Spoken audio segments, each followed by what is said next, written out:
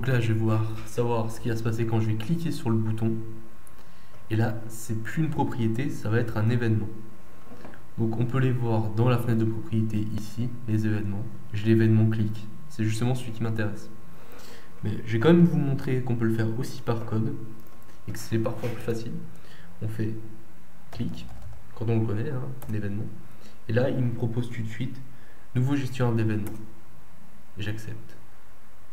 Alors j'ai juste fait le truc avant et j'en ai déjà un, c'est un peu problématique. Je vais tout de suite le supprimer. Voilà. Donc là vous voyez, j'ai mon gestionnaire d'événements, bouton de change texte, slash clic, slash... Non, on va l'enlever, slash clic. Maintenant, on va se dire, quand je clique sur mon bouton, qu'est-ce que je veux qu'il se passe? Donc on va aller dans le code. Donc là c'est du code C#. En haut c'est les using, pardon. Ça inclut, c'est un peu comme la directive de préprocesseur include en C ou en C++.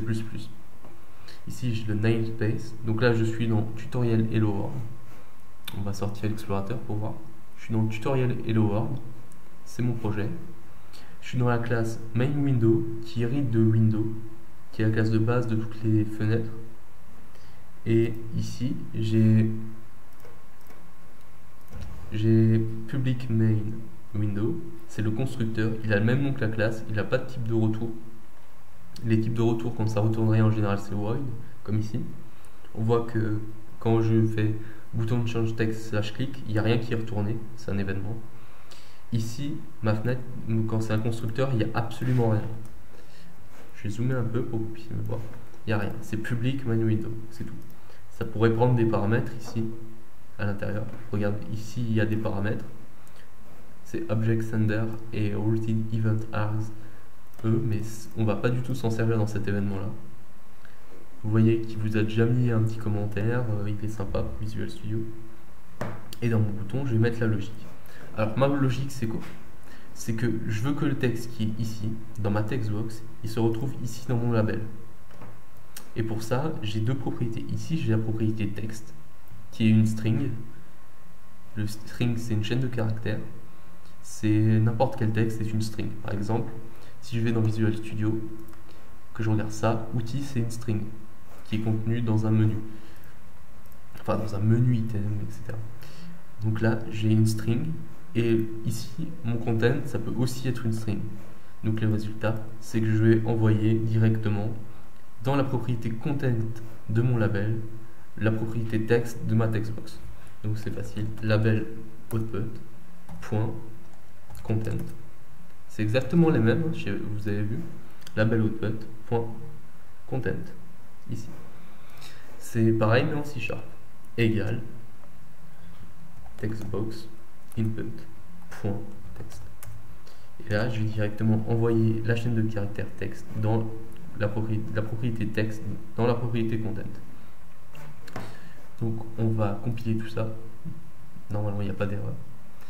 Là j'ai tapé votre texte ici, ok. Donc je vais mettre le site du 0 par exemple. On va peut-être prendre la loupe un peu. Ici. Voilà. Voilà, ça devrait le faire. Vous voyez, le titre du 0, changer de texte. Et j'ai mon texte qui change. On va quitter la loupe juste.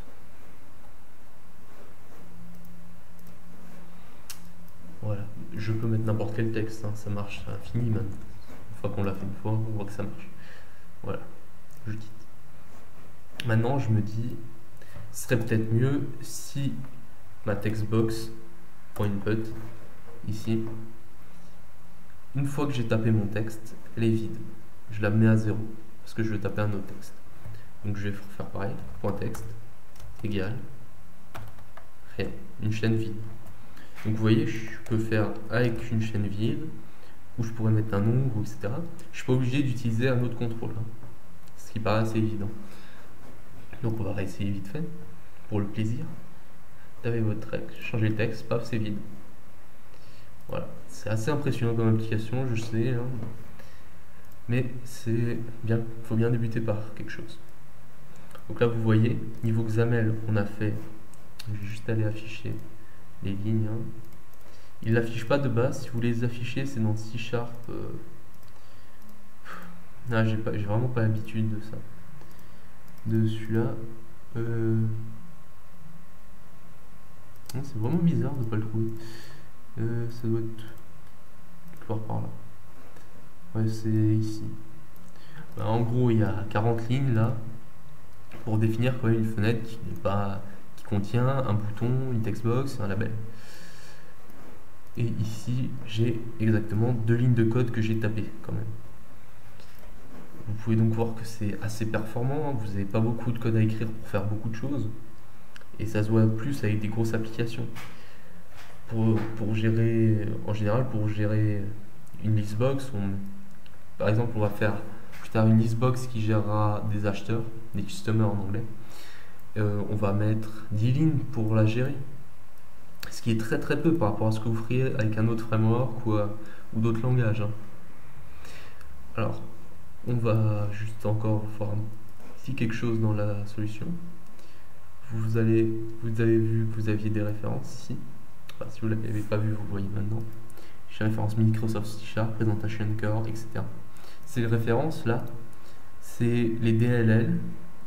Et nous, ce qu'on utilise quand on fait des using, comme vous avez vu ici, c'est des classes contenues dans ces DLL. Je voulais juste vous montrer ça pour la suite après, que vous compreniez. Voilà. Et donc j'ai pas besoin de mes super hyper.